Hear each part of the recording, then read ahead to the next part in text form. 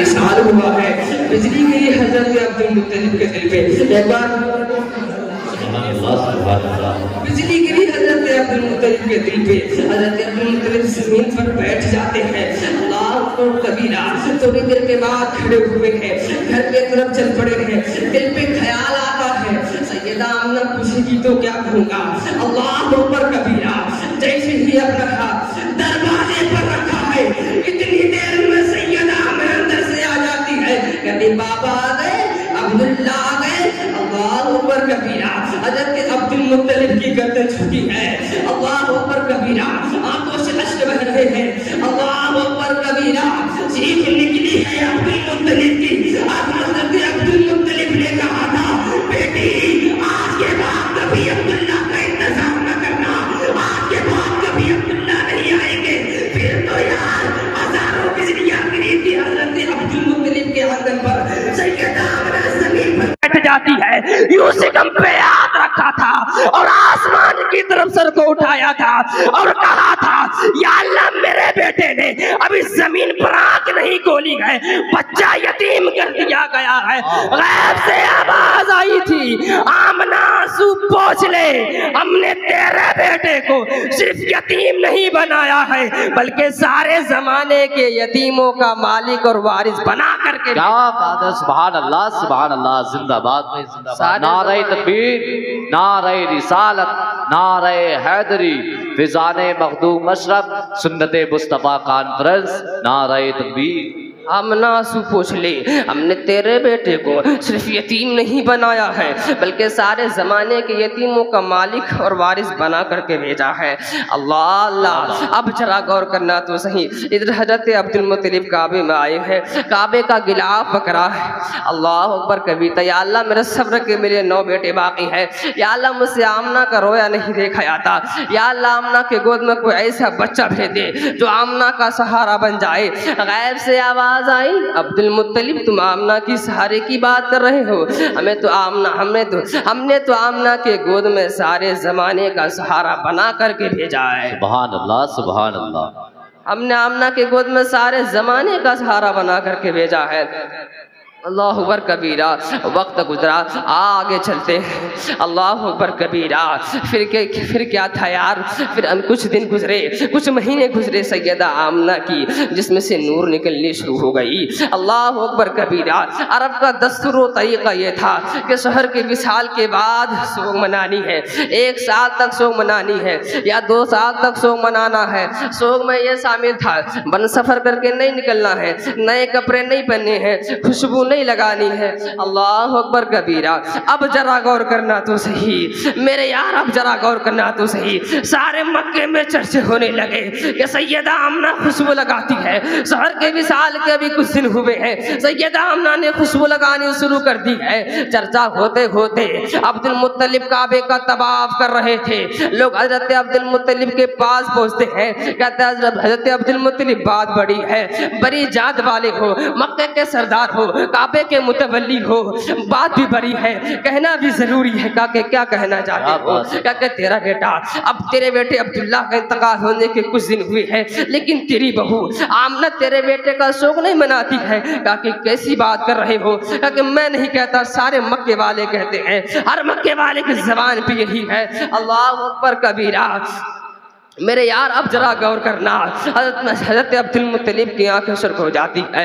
हजरत अब्दुल मुत्तलिब घर आए हैं। अल्लाह अकबर, अपने शरीक हयात, अपने नबी के दादी का नाम भी फातिमा है, अपने शरीक हयात से कहती है, मेरी शरीक हयात जरा सैयदा आमना के पास हो जाना, आमना से कहो कि उन्हें मेरे बेटे का शोक मनाना क्यों छोड़ दिया है। अल्लाह अकबर कबीरा, मेरे नबी के दादी फरमाते हैं, मेरे सरताज क्या हो गया है, सुन तो सही। इसी बात को लेकर आज से कुछ दिन पहले मैं सैयदा आमना के रूम में गई थी और कही थी, बेटी सैयद, बेटी फातिमा, बेटी आमना तेरी गोद में, तेरी जिस्म से खुशबू कैसी आती है। सैयदा आमना की इतनी बात कही थी। सैयदा आमना के पेशानी से एक नूर निकली थी और मेरी पेशानी से टकराई थी। मैं बेहोश होकर गिर गई थी। मेरी मजाल नहीं जो मैं आमना से सवाल कर सकूं। हजरत अब्दुल मुत्तलिब ने कहा था, फिर ऐसा कर तो दोनों साथ चलते हैं। अल्लाह अकबर कबीरा, फिर ऐसा करते हैं, दोनों साथ चलते हैं। अब हजरत अब्दुल मुत्तलिब अपने अपने अपने हजरत अब्दुल मुत्तलिब आ रहे हैं। कहाँ आ रहे हैं? नबी के माँ के पास आ रहे हैं। जैसे हजरत अब्दुल मुत्तलिब आए हैं, सैयदा आमना खड़ी हो गई है, एक कोने से चिपट गई है, आंखों में हया है। अल्लाह अकबर कबीरा। हजरत अब्दुल मुत्तलिब कहते, बेटी तुमसे एक बात करनी है। बाबा कौन सी बात? कहा कि बेटी क्या तुझे मेरे अब्दुल्ला की जिंदगी प्यारी ना थी? क्या तुझे अब्दुल्ला से प्यार ना था? चीख निकली है सैयदा आमना की। रोके सैयदा आमना कहती है, बाबा आज हजरत अब्दुल मुत्तलिब ने कौन सा गम का तार धो दिया है? आज अब्दुल मुत्तलिब ने कौन सा दिल पे हाथ रख दिया है? बाबा जब से अब्दुल्ला गए हैं चैन से सोए नहीं है, जब से अब्दुल्ला गए हैं चैन से खाना नहीं खाए हैं, जब से अब्दुल्ला गए हैं चैन से सोए नहीं है। या बाबा जब से अब्दुल्ला गए हैं रात भी अब्दुल्ला की याद में गुजरती है, दिन भी अब्दुल्ला की याद में गुजरता है। आपसे किसने कह दिया कि मैंने अब्दुल्ला का शौक मनाना छोड़ दिया है? बेटी अगर तू अब्दुल्ला का शौक मनाती है तो फिर तेरे बदन से खुशबू कैसी आती है? हमारे खानदान का दस्तूर तरीका ये रहा है कि शहर के विसाल के बाद 1 साल तक शौक मनानी है या 2 साल तक शौक मनानी है, लेकिन तेरे बदन से खुशबू कैसी आती है? अल्लाह अकबर कबीरा। सैयदा आमना ने रोके कहा था, बाबा मेरे दिल में एक राज था, मैं चाहती थी कि किसी को ना बताऊं, लेकिन आज नाराजगी की वजह से बताना पड़ रहा है। अल्लाह अकबर कबीरा। गई है सैयदा आमना, घर के अंदर गई है, दीवार से मिट्टी छुटाई है और हजरत अब्दुल मुत्तलिब के हाथ पर लाकर रख दी है। हजरत अब्दुल मुत्तलिब से कहा, बाबा इस मिट्टी को सूंघे। जैसे मिट्टी को सूंघा वो भी खुशबू दे रही थी। सुभान अल्लाह अकबर कबीरा। वो भी मिट्टी खुशबू दे रही थी। गई है सैयदा आमना, अंदर गई है, तकिया लाई है, बाबा इस तकिया को सूंघो। जैसे तकिया सूंघा तकिया की खुशबू दे रहा था। अब बाबा आज आपने पूछा है ये कि खुशबू कहाँ से आती है? बाबा जिस मिट्टी पर हाथ रख देती हूँ वो मिट्टी खुशबू से महक जाया करती है, जिस तकिए पे सर रखता हूँ वो तकिया खुशबू से महक जाया करता है। बेटी हजरत अब्दुल मुत्तलिब ने कहा था, बेटी सच का है ये तो बता। तो सैयदा आमना ने कहा था, बाबा सच तो ये है जब से आपके बेटे अब्दुल्लाह की अमानत मेरी शिकम में आई है, मैं जिस गली से गुजर जाता हूँ वो गलियां खुशबू से महक जाया कर। सुभान अल्लाह सुभान अल्लाह सुभान। मैं जिस गली से गुजर जाता हूँ वो गलियां खुशबू से महक जाया करती है। अल्लाह अकबर कबीरा। अब जरा गौर करना, मेरे नबी अल्लाह अकबर, अब मेरे नबी का आमद का वक्त आया है। अल्लाह अकबर कबीर। मेरे नबी जैसे दुनिया में सैयदा आमना फरमाती है, मेरा लाल जैसे ही दुनिया में आया अपना सर सजदे में रख दिया।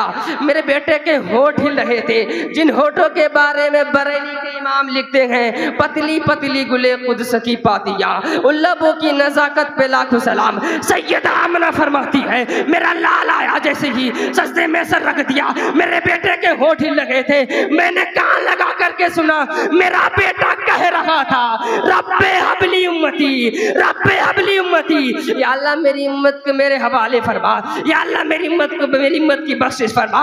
या अल्लाह मेरी उम्मत में कुछ गुनाहगार भी होंगे, कुछ बदकार भी होंगे, कुछ सियाकार भी होंगे, कुछ खताकार भी होंगे। या अल्लाह तू हिसाब लेगा तो तेरे गजब के शिकार हो जाएंगे। या अल्लाह कल कयामत के दिन तू मालिक है, तू ऐसा करना कल कयामत के दिन हुकूमत भी मेरी होगी। या अल्लाह अगर तू फरमा दे तो हिसाब भी मैं लूंगा। गैब से आवाज आई थी, महबूब दिल छोटा ना कर, मर्जी तेरी होगी, फैसला मेरा होता। सुभान अल्लाह सुभान अल्लाह। मर्जी तेरी होगी, फैसला मेरा होता जाएगा। मैं अपनी गुफ्तगू को खत्म करता हूँ। अस्सलाम वालेकुम।